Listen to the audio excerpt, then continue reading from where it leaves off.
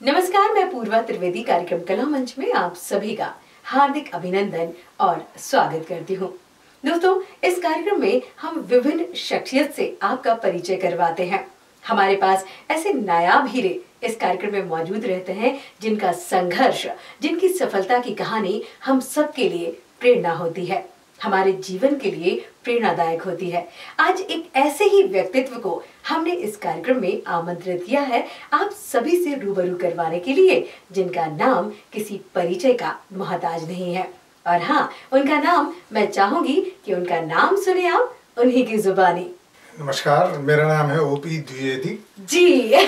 बस यही दर्शकों में आपको सुनवाना चाहती थी कि ओपी द्विवेदी में जो ये प्यार और मिठास आती है, ये अद्भुत है। और मैं आपको बताना चाहूंगी कि ओपी द्विवेदी जी बहुत ही मशहूर कॉमेडियन हैं और ये उस समय से स्टैंड अप कॉमेडी में मतलब आना हुआ जिस समय जॉनी लीवर और के नायर और उनके साथ तीसरा नाम ये है। और हमारे लिए बहुत ही गौरवान्वित करने वाली बात है कि उस समय के दौर में और कॉमेडी के उस दौर में हमारा एक सितारा हमारे मध्य प्रदेश से है। बहुत बहुत धन्यवाद आपका हमारे शो में आने के लिए। सबसे पहले तो द्विवेदी जी, अभी आप भारत सरकार के सलाहकार भी हैं, मोटिवेशनल स्पीकर भी हैं और प्रशिक्षण भी देते हैं, तो उसके बारे में भी हम सबसे पहले जानना चाहेंगे। पूर्वा जी, वर्तमान में मैं भारत सरकार का एक विभाग है, department of personnel and training जी। तो ये हमारे देश का प्रशिक्षण को लेकर एक अल्टीमेट डिपार्टमेंट है, हाईएस्ट लेवल का, और ये अपने प्रशिक्षक तैयार करता है। तो इनके प्रशिक्षक कई क्षेत्रों के होते हैं और मैं इनका सबसे ऊपर लेवल का, टॉप लेवल का मास्टर ट्रेनर हूँ department of personnel and training का। तो department of personnel and training के जो मास्टर ट्रेनर्स होते हैं, ये नेशनल लेवल के ट्रेनर्स को तैयार करते हैं। ट्रेनिंग तो देते ही हैं और नेशनल लेवल के ट्रेनर्स को भी तैयार करते हैं। और ये ट्रेनिंग कोर्स ऐसे होते हैं कि ये ऐसा नहीं होता कि एक आध घंटे आपने कोई लेक्चर लिया। ये 3 से 5 दिन, 15 दिन तक के लगातार कोर्स होते हैं जो बड़े बड़े अधिकारियों के लिए होते हैं। तो वर्तमान में मैं अभी इससे जुड़ा हुआ हूँ। इसके अलावा मैं एक मनोवैज्ञानिक भी हूँ और कला क्षेत्र से तो जुड़ा ही हूँ जी। तो ये तो रही प्रोफेशनल बात, और अब हम जानना चाहेंगे और हमारे दर्शक भी कि आपका कॉमेडी का सफर, ये जो हास परिहास का ये जो दौर है, उसकी शुरुआत कैसे हुई और किस तरह से आपका आना हुआ इसमें? जी, वैसे देखा जाए तो पहले कभी मेरा कोई उद्देश्य नहीं था कि मैं पढ़ने पढ़ाने के क्षेत्र में आऊँगा। पहली चीज़ तो ये रही। दूसरा, जब स्कूल में बाल सभाएं होती थी, तो जब मैं 8वीं क्लास में था तो बाल सभा में हमारे गुरुजी हुआ करते थे, सुभाष शर्मा। तो उन्होंने, शर्मा जी ने मुझे बड़ा प्रोत्साहित किया था, बोलने का मौका दिया और मुझे बड़ा अच्छा लगा और लोगों ने बड़ी तारीफ की। और जब मंच पर मैंने बोला और सब बड़े लोग भी सुन रहे थे, छोटे लोग भी सुन रहे थे, तो मुझे एक मतलब जिसको हम कहते हैं कि एकदम से आपका सेल्फ एस्टीम राइज होता है, तो बड़ा अच्छा लगता है। तो मुझे लगता है कि वो मेरे ख्याल से बीज था जो उन्होंने, सर ने मेरे अंदर डाला 8वीं क्लास में। अच्छा। और उसके बाद से फिर धीरे धीरे ऐसा लगा कि किस तरह से लोगों के बीच किस तरह से रहा जाए। तो कुछ थिएटर से मेरी शुरुआत हुई। थिएटर में मेरे कई दोस्त थे, पहले यहाँ के कई डायरेक्टर हैं, आपका प्रशांत खिलवाड़कर हैं, मुकेश शर्मा हैं, और एक मेरे मित्र हैं देवकांत शुक्ला, जिन्होंने ज़्यादा मुझे प्रोत्साहित किया। और उन्होंने ये कहा कि यार, ये मुझे एक ही चीज़ बड़ी बेकार लगती थी थिएटर में और ड्रामे में कि आपको किसी पर डिपेंड रहना है, आपको कोई क्यू देगा या आप किसी को क्यू दोगे तब आपका काम आगे बढ़ेगा। तो उन्होंने कहा कि यार, वो मुझे बहुत सारे रोल दे देते थे और जाने नहीं देते थे कहीं। तो जब वो बहुत सारे रोल दे देते थे तो उन्होंने मुझसे कहा कि यार, तुम बहुत इंपॉर्टेंट आदमी हो मेरे लिए, तुम अकेले 9-10 लोगों की आवाज़ें निकालते हो, 9-10 लोगों को किरदार करते हो। तो वहाँ से इस बात को रियलाइज मैंने किया कि शायद ये अलग अलग किरदार जो हम पकड़ते हैं, तो इनको कई तरह से हम इनको रोल किया जा सकता है। और थोड़ा सा जो हंसने वाले किरदार थे उसमें लोगों को भी मज़ा आता था, मुझे भी मज़ा आता था। तो यहाँ से इस सफ़र की धीरे धीरे शुरुआत हुई। और 1973 में ड्रामे और नाटकों से, थिएटर से शुरुआत हुई। उसके बाद धीरे धीरे, उस समय आकाशवाणी का ज़्यादा जोर था। तो जैसे मेरे एक मित्र हैं, उनके बड़े भाई हैं राजीव वर्मा जी, ये लोग उस समय आकाशवाणी में सारे लोग जुड़े हुए थे। अभी मैं आकाशवाणी का बाद में भी हाई आर्टिस्ट भी हो गया था। तो वहाँ पर धीरे धीरे इस बात का एहसास हुआ कि यहाँ तो सिर्फ देख नहीं पाते हैं लोगों को, हम बोल पाते हैं, और सही जो मंच पर जो आनंद कलाकार को आता है, जो उसका खून बढ़ता है मंच पर, इस बात का आभास निरंतर थिएटर में रहने के बाद हुआ। और जब उस चीज़ को मैंने महसूस किया तो फिर ये विधा शुरू हुई कि अकेले लोगों को हंसाया जाए, केंद्र बिंदु बनाया जाए, और खुद भी गौरवान्वित हों और लोगों को भी गौरवान्वित किया जाए। वहाँ से ये सफ़र शुरू हुआ मेरा। वहाँ से ये सफ़र शुरू होने के बाद, और 1976 में पहला स्टेट बैंक ने मेरा एक शो बुक किया। मुझे पता नहीं था, इसके पहले कभी एरोप्लेन में बैठे नहीं थे। तो उन्होंने कहा कि सुबह आपको भोपाल में प्रोग्राम देना है, शाम को इंदौर में प्रोग्राम देना है। तो हमारे जैसे मूर्ख आदमी, हम समझे 5 घंटे इंदौर के लगते हैं, 5-5.5 घंटे, और हम सुबह यहाँ देंगे शाम को देंगे, कैसे होगा। तो बाद में हमने उनसे कहा कि सर एक ही दिन कैसे सुबह शाम हो सकता है। तो वो बम्बई में कोई GM थे स्टेट बैंक के, वो इस्टेब्लिश कर रहे थे दोनों जगह कुछ ब्रांच। तो उन्होंने कहा कि भाई आप हवाई जहाज से आएंगे और आपको 15-20 मिनट लगेगा यहाँ से इंदौर पहुँचने में। तो वो पहला सफ़र था। उसने मुझे बहुत मोटिवेट किया कि अच्छे मंच पकड़ना है ताकि अच्छे लोगों के बीच बना जाए, इस बात का एहसास हुआ। और उसके बाद फिर लगातार ये सब सफ़र जारी रहा। शुरू में लेखन भी किया, बहुत सारे व्यंग भी लिखे, पुलिस की पवित्रता, तदर्थपति, प्लास्टर फिर से होगा, ये मेरे बड़े पुरस्कृत व्यंग थे, दिल्ली में भी पढ़े। फिर कुछ मित्रों ने इस बात का एहसास कराया कि अगर आप ये लिखते रहोगे तो ये लिखना एक अलग काम है। आप मंच पर प्रस्तुति देते हो, अगर आपका मटेरियल और सामग्री लोगों ने पढ़ ली तो मंच पर आपकी प्रस्तुति क्यों देखेंगे, सस्पेंस खत्म हो जाए। तो धीरे धीरे लेखन से मन हटा के इस तरफ मन लगाया। और उस समय इस बात की डिमांड थी, ऐसे कलाकार नहीं थे, बहुत कम कलाकार थे। जैसा अभी आपने जिक्र किया, बात बिल्कुल सही है। जॉनी लीवर हुआ करते थे, बाद में फिल्मों में चले गए थे। के नाइकर साहब थे, जो अभी भी मेरे बहुत अच्छे मित्र हैं, भाई जैसे हैं, बड़े भाई जैसे। हमारी हमेशा मुलाकात होती, बात भी होती। तो हम 3 कलाकार ऐसे थे जो पूरे देश में कहीं ना कहीं कार्यक्रम अगर होता था कोई हास्य व्यंग का तो हम जाते थे। लोगों को हमें ज़्यादा पैसे देने के बाद भी ये सस्ता पड़ता था, क्योंकि वो बहुत सारे कलाकार बुला के हमें अकेले बुला लेते थे उसके बजाय, और हम पूरे लोगों को 3 घंटे बांधे रहते थे हम जैसे लोग। तो बड़ा अच्छा रहता था, हमारे लिए भी बहुत अच्छा था। जब मैं सरकारी नौकरी में आया 1980 में, PSC के थ्रू मैं सिलेक्ट हुआ माइनिंग विभाग में अधिकारी के पद पर, और अभी वहाँ से सीनियर क्लास 1 पोस्ट से रिटायर हुआ। तब ये जवाबदारी बनी कि 2 नावों पर पैर कैसे रहेगा। एक ही बहुत बड़ी मुसीबत की बात आई, जो मैं आप पहले भी चर्चा कर रही थी, कि ये कैसे होगा कि भाई हम सरकारी नौकरी और उसको कैसे लेकर चलें। तो अनुभवों से ये रियलाइज़ हुआ कि एक सरकारी नौकर या सरकारी अधिकारी भी एक अच्छा कलाकार हो सकता है और कला के क्षेत्र में अपना योगदान दे सकता है। इसके लिए ज़रूरी नहीं है कि हर बार उसको शासन से अनुमति लेनी पड़े। जब इन चीज़ों का समझ में आया तो दोनों नावों पर जी, और वैसे भी कला तो गॉड गिफ्ट रहती है, और फिर अपने शौक को मानना ये तो फिर उसकी देन का अपमान ही होता है मेरे ख्याल से। तो बिल्कुल सही कहा। फिर ये 1977 के बाद से लगातार फिर टीवी सीरियल्स में भी काम किया। कुछ आपका पहले दिल्ली दूरदर्शन में काम किया, मेट्रो में भी बहुत सारे प्रोग्राम किए। मेट्रो चैनल एक चालू हुआ था, व्यावसायिक चैनल, एंटरटेनमेंट चैनल दूरदर्शन का, और हमारे भोपाल में तो था नहीं। तो 84 के करीब यहाँ दूरदर्शन जब आया तो यहाँ भी लोगों को हम दिखने लगे, मुझे भी दिखने लगा, मैं तो अच्छा लगने लगा, लोग और अप्रिशिएट करने लगे। अपने क्षेत्र में लोग अप्रिशिएट करते हैं तो और अच्छा लगता है। फिर धीरे धीरे दूसरे चैनल शुरू हुए, तो फिर मैंने काफ़ी चैनल्स में ZTV में भी काम किया, जॉनी लीवर साहब के साथ जॉनी आला रे सीरियल आता था। फिर आपका हंसी मुबारक एक सीरियल आया, उसमें काम किया ETV में, वो तो काफ़ी। और दूसरे देशों में भी उसकी बड़ी तारीफ़ करी लोगों ने, जो मुस्लिम कंट्रीज़ थे उसमें बड़ा, क्योंकि जो उसके डायरेक्टर थे उन्होंने मुझसे कहा कि आप भोपाल के हैं तो भोपाल, लखनऊ, हैदराबाद, ये कुछ शहरों का हम कॉम्बिनेशन, कराची, इन सब का बनाना चाह रहे हैं। तो वो एक अलग किस्म का सीरियल था। एक थोड़ा सा हम भी सुनना चाहेंगे सर। बिल्कुल बिल्कुल। देखिए, हंसी जो है वो हमेशा डिस्टॉर्शन से पैदा होती है।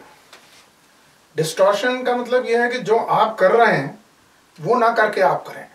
जैसे अभी आशीष जी से भी मेरी बात हो रही थी, तो आशीष जी ने बताया कि कार्टूनिस्ट भी वो बहुत अच्छे हैं और उस ज़माने से कार्टून कर रहे हैं। दैनिक भास्कर में सबसे पहले उनके कार्टून आते थे, मैंने भी देखे थे और बड़ा अच्छा लगा उनसे मिलने के बाद। तो कार्टून क्या है, कार्टून में भी हम क्या करते हैं, डिस्टॉर्शन करते हैं। एक सीधा सीधा चित्र है, उसे हम थोड़ा सा जैसा होना है वैसा ना बना के बनाते हैं। वही रियल लाइफ में है, कुछ भी थोड़ा दाएं बाएं हटके होता है, आइडियल सिचुएशन से डिस्टॉर्शन होता है तो हंसी आती है। जैसे मसलन हम एक थोड़ा सा उदाहरण लें कि गायक एक गीत गाता है, कोई फिल्मी गाना है, मान लीजिए तन डोले मेरा मन डोले मेरे दिल का गया करार है, अब कौन बजाए बांसुरिया।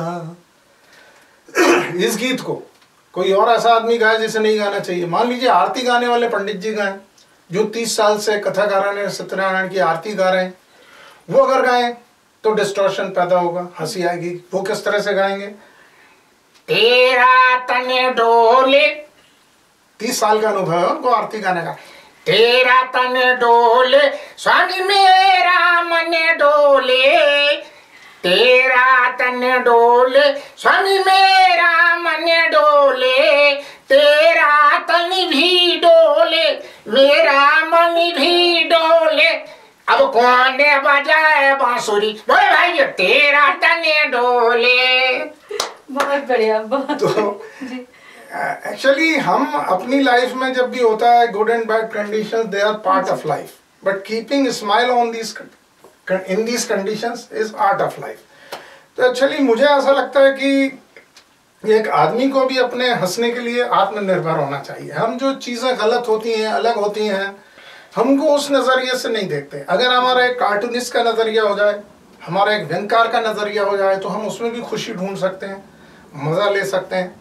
नज़रिया जो है वो अगर हमारा उस तरह से हो जाए तो हम हंसने के लिए भी आत्मनिर्भर हो सकते हैं। मतलब मैं कहना चाहूँगी, आप जब किसी भी चीज़ को, दृश्य को, या जब भी सामने कुछ परफॉर्म हो रहा है, तो एक आपका जो नज़रिया है या सोचने का लेवल है वो एकदम अलग स्केल पे जाता होगा कि ये नहीं, इसमें से भी मतलब उन चीज़ों में से भी कैसे हास्य और किस तरह से चीज़ें निकाल सकते हैं, उस तरह से आपका उस पे देखना रहता होगा। बिल्कुल सही कहा पूर्वा जी आपने, क्योंकि मैंने जैसा पहले बताया कि मैं एक मनोविज्ञान का एक और भाग है, जैसे हम कहते हैं गैलोटोलॉजी, हास्य का मानव व्यवहार पर प्रभाव। तो बिल्कुल आपने सही बात कही। अगर हम ये नज़रिया बनाएं कि हर चीज़ में एक अच्छी बुरी चीज़ होती है, हर चीज़ में एक मज़े की चीज़, एक हंसने की चीज़ होती है, एक दुखी करने वाली चीज़ होती है। अगर हम अपना ये नज़रिया बनाएं कि जिसमें जितना दुखी होना है उतना ही दुखी हो, बाकी अगर हम हंस सकते हैं तो हम उसको हंसने के नज़रिए से देखें तो हमें कभी तकलीफ नहीं होती है। जी बिल्कुल।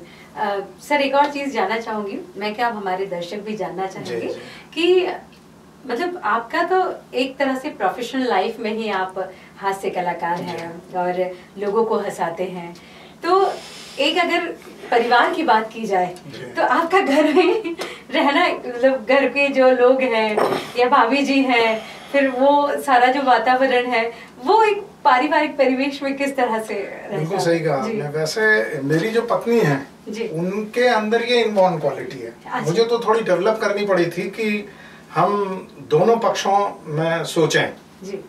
तो मेरा हमेशा एक नज़रिया होता था कि पहले मैं नेगेटिव सोचा करता था, फिर जब ये हास्य और इस सब में आए, बेसिकली हास्य जो है उसका संबंध आपका पॉजिटिविटी से। जो आदमी हंसता है, जब आदमी हंसता है तो उसका मन निर्मल होता है, वो झूठ नहीं बोल सकता। हंसने वाला आदमी झूठ नहीं बोलता। अपन तुरंत कहते हैं हंस रहा है, झूठ बोल रहा है, देखो हंस रहा है। तो जब आप हंसते हो तो आप कहीं ना कहीं आप पॉजिटिविटी की तरफ जाते हो, आपकी सोच सकारात्मक होती है। तो अगर हम उसमें से एक सीमा तक नकारात्मक चीज़ें देखने के बाद, जितना ज़रूरी है, उसके बाद हम उसमें सकारात्मक क्या है ये अगर हम ढूंढते हैं नकारात्मक के बाद, तो हमारी अप्रोच वो होती जाती है। तो कोई भी घटना होती है हम उसको हमेशा ऐसे देखते हैं ये बहुत बुरा हुआ, लेकिन उसमें क्या अच्छा हुआ। कोई गिर गया, अगर ज़्यादा चोट नहीं लगी, थोड़ा बहुत गिरा है, तो हम उसको ये भी ले सकते हैं, ये सोच के भी दुखी हो सकते हैं कि हड्डी टूट जाती, कितना बुरा हुआ, और बुरा हो सकता था जी। और हम ये सोच के भी खुश हो सकते हैं कि अरे यार कैसे करके मजा आ गया, थोड़ी देर खुश हुए, चलो चोट नहीं लगी, अच्छी बात है, बात खत्म। तो असली वही चीज़ है, और इसीलिए दुनिया में ये सारी चीज़ें हो रही हैं, क्योंकि ये मैं आपसे 2 लाइन शेयर करूं कि तरक्की की ऐसी हवा चल रही है। अभी कोरोना काल भी गया है, तरक्की की ऐसी हवा चल रही है, खता कुछ नहीं है, सजा मिल रही है। तरक्की तो हो रही है, क्या बात है, तरक्की की ऐसी हवा चल रही है, खता कुछ नहीं है, सजा मिल रही है। किसी से भी पूछो हाल कैसा है, बस यही कहता है दवा चल रही है। क्या बात है, क्या बात है, बहुत ही शानदार, बहुत शानदार। तो नहीं, बिल्कुल, मतलब आपके इन शब्दों में तो पूरा सार छुपा हुआ है जीवन का और अभी आधुनिक दौर का। एक बात और जानना चाहूंगी आपसे कि जिस दौर में आपने इसकी शुरुआत की थी कॉमेडी की, तो आज से जब आपने बताया कि 80 का दशक था और इतना सब, उस समय तो मतलब इस तरह की चीजें तो बिल्कुल नहीं थी, और लोग जानते भी नहीं थे कि हास्य कलाकार है या इस तरह की कोई फील्ड भी हो सकती है कि हम लोगों में खुशियां भी बांट सकते हैं। तो ये एक पॉजिटिव चीज है जो आपने शुरुआत की थी। तो इसकी प्रेरणा आपको कैसे मिली, किस तरह से आपने ये चुना? पूर्वा जी, बिल्कुल सही कहा आपने।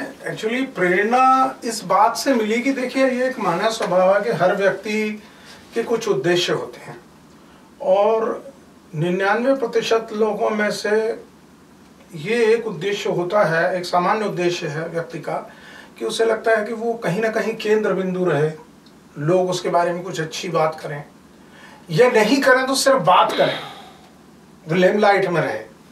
मुझे भी कभी लगता था कि कहीं लेमलाइट में रहना चाहिए। तो सबसे पहली प्रेरणा तो यहीं से मिली कि लेमलाइट में कैसे रह जाए, केंद्र बिंदु कैसे बने। और फिर जब मुझे ये लगा कि ये काम एक ऐसा है कि एक अकेले हम बहुत सारे लोगों के साथ इंटरेक्ट करते हैं, और हंसना किसे पसंद नहीं है, हंसना सबको पसंद है। तो मुझे ऐसा लगा कि और भी फील्ड हैं, और भी चीज़ें हैं, लेकिन इस तरह से अगर हम लोगों से जुड़ते हैं तो एक अच्छी चीज़ है। हम लोगों से कई तरह से जुड़ सकते हैं, और इसीलिए कई बार कहते हैं ना, वो संदेश भी कई बार घूमते हैं कि हम अगर लोगों को हंसा नहीं सकते हैं तो लोगों के साथ हंस तो सकते हैं। तो मुझे लगता है कि अगर हम लोगों के साथ हंस सकते हैं तो हम एक अच्छे व्यक्ति हैं, और हम अगर लोगों को हंसा सकते हैं तो हम बहुत अच्छे व्यक्ति हैं। तो मुझे सबसे ज़्यादा यही बात अपील करती थी। क्या कभी आपको इसमें विरोध का भी सामना करना पड़ा कि परिवार का या बाहर का, कि इस फील्ड में आए हो इस तरह से? बिल्कुल सही कहा आपने। देखिए, ये बात बड़ी मार्के की है। ऐसा अगर कहें, स्ट्रगल का कहें, तो चूंकि मैं तो अपने माता पिता का अकेला था, एक मेरी बहन थी, पढ़ाई में भी अच्छा था, नौकरी भी अच्छे से मिली, अधिकारी सीधे बना, और लोगों में संबंध भी अच्छे थे। मगर सीधी बात यह है कि ये जो इस तरह की जो विधाएं हैं मंच की, हमारे भोपाल जैसे शहर में अगर मैं कहूँ तो 1973-74 की बात अगर हम करें, तो इस कला को कोई बहुत अच्छे इस तरह की कलाओं को, गाना गाना, इन सब को भी बहुत अच्छे नज़रिए से नहीं देखा जा सकता था, जब तक आपका जुड़ाव दिल्ली मुंबई जैसे मंचों से ना हो। और ये एक सबसे बड़ा मेरे लिए स्ट्रगल यही था कि मैं अपने आप को इस लेवल पर स्थापित करूं कि लोग ये कहें कि ये कलाकार हैं, क्योंकि शुरुआत तो हो गई थी, लेकिन चंद लोग आपको कह रहे हैं कि कलाकार हैं, बाकी लोग कह रहे हैं कि यार ये तो सब बेकार है, करोगे क्या आगे जीवन में। तो ये बात हमेशा चलती थी। तो ये एक स्ट्रगल हमेशा रहा अपने आप को एज ए कलाकार इस्टेब्लिश करने का। जैसे मैंने पहले आपका लेखन शुरू किया, अखबारों में भी बहुत लेख लिखे, मैगजीन्स में भी लिखे, फिर मुझे लगा ये भी बड़े मेहनत का काम है। तो आदमी एक सरल तरीका भी ढूंढता है, तो सिर्फ सेल्फ एनालाइज किया तो ये समझ में आया कि भाई मेरे अंदर कौन सी स्ट्रेंथ है। कुछ लोग लिख अच्छा सकते हैं, कुछ लोग बोल अच्छा सकते हैं, कुछ लोग लिख भी सकते हैं, बोल भी सकते हैं, लेकिन बोल ज़्यादा अच्छा सकते हैं। तो मुझे लगा मैं लिख भी सकता हूँ लेकिन बोल ज़्यादा अच्छा सकता हूँ, और मुझे लगा कि ये हंसने के ज़रिए लोगों से जल्दी जुड़ सकते हैं। तो वो इस तरह से लोगों से जुड़ा हुआ और धीरे धीरे इस्टेब्लिश करना हुआ, क्योंकि सबसे पहले तो ये ऑर्केस्ट्रा वगैरह जब होते थे, या तो मंच पे आप अपनी प्रस्तुति दें। दिल्ली दूरदर्शन था, वहाँ पर भी बहुत सारे कार्यक्रम जो रिकॉर्ड होते थे उसमें आप साले नहीं बोल सकते, बहुत सारे ऐसे शब्द हैं जिन्हें अपशब्दों की गिनती में गिना जाता था। अब तो एक सामाजिक मान्यता लोगों ने कई गालियों को भी दे दी है, उन्हें अपशब्दों की गिनती में भी नहीं गिना जाता है। तो वहाँ तो मेरे एक दोस्त हैं, वो अंग्रेजी कई बार लोगों की भाषा से भी हंसी आ जाती है। भाषा से कैसे हंसी आती है, मेरे एक दोस्त हैं, अंग्रेजी बोलने का शौक है, अभी कुछ दिन पहले मिले, बोले I saw you in the market. तो मैंने कहा आपने कब देखा, आप कहाँ जा रहे थे? बोले I was going with my own wife.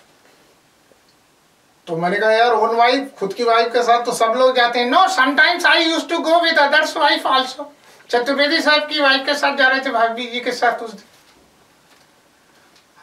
हंसने के लिए वहां कहीं जाना नहीं पड़ता है। अभी एक मेरे दोस्त हैं, सिटी में मैं गया तो वहाँ थोड़ा सा प्रेशर भी लोगों में है ट्रैफिक में अभी आजकल। तो मेरे एक दोस्त मेरे पास आए अचानक, स्कूटर से, टू व्हीलर से उतरे, मैंने देखा उनका पूरा मुंह लाल हो रहा, पूरा चेहरा लाल। मैंने कहा ये क्या हो गया भाई? बोले क्या बता, हाँ ध्यान नहीं दिया, वो हेलमेट लगाए हुए थे, पान थूक दिया। तो हम आसपास देखें, हंसी हमारे आसपास है, कहीं जाने की हमें आवश्यकता नहीं है, आसपास ही हंसी है, हंसी पैदा होती रहती है। हम ये है कि चूक हो जाती है, हम देख नहीं पाते इन चीज़ों को। अब हाल ही में वैलेंटाइन डे आ रहा है, किसी शायर ने लिखा है, कितने परवाने जले राज ये पाने के लिए, शम्मा जलने के लिए है या जलाने के लिए। तो पुराने दौर के आशिक, उस जमाने का किस्सा है। हमारे भोपाल में जहांगीराबाद में पहुंच गए, उनकी माशूक के सामने, खिड़की के सामने खड़े हुए। रोज उनकी माशूक खिड़की पे आती थी शाम को। जैसे ही वो आई तो उन्होंने गाना सुनाया। उनके जो गुरु थे, मेंटर थे, उन्होंने कहा कि आप गाना सुनाओ, उससे लड़कियां बड़ी इंप्रेस होती हैं। तो कौन सा गाना? फिल्म का गीत वो, तेरे प्यार का आसरा चाहता हूँ, वफा कर रहा हूँ, वफा चाहता हूँ, तेरे प्यार का। अभी एक भोपाली आदमी ने गाना गाया तो कैसे गाया? अपनी माशूक को इम्प्रेस करने के लिए, जा रही हूँ, खा रही हूँ, आ रही हूँ, ऐसे बोलते हैं वो लोग। तो उन्होंने भोपाली अंदाज में कैसे गाया? तेरे प्यार का आसिरा चरिया हूँ, तेरे प्यार का आसिरा चरिया हूँ, वफा करिया हूँ मैं, वफा चारिया हूँ तेरे प्यार का। तो जो उनकी सो कॉल्ड माशूक थी, उन्होंने जवाब दिया। इनके जैसे आशिक उनके 36 चक्कर लगाते थे, तो उन्होंने जवाब दिया। तो उन्होंने क्या जवाब दिया? मेरे प्यार का आसिरा चारिया है, मेरे प्यार का आसिरा चारिया है, वो बड़ा मूर्ख है के क्या चारिया है, और गली में खड़ा क्यों तो चिल्ला रिया है, अबे चल फूट ले मेरा बापारिया है। बहुत बहुत धन्यवाद उपू जी, बहुत बहुत धन्यवाद। ऐसे ही आप, बहुत सारी शुभकामनाएं आपको। इसी तरह से आपके पास से जो होता होगा वो परिवेश में, मतलब हमेशा खुश माहौल में ही उसको मिलता होगा। इसी तरह आप अपनी खुशियां यूं ही बिखेरते रहे, हम सब यूं ही आपको सुन सुन के हंसते रहे, और आपके नए प्रोजेक्ट के लिए भी बहुत सारी शुभकामनाएं। धन्यवाद।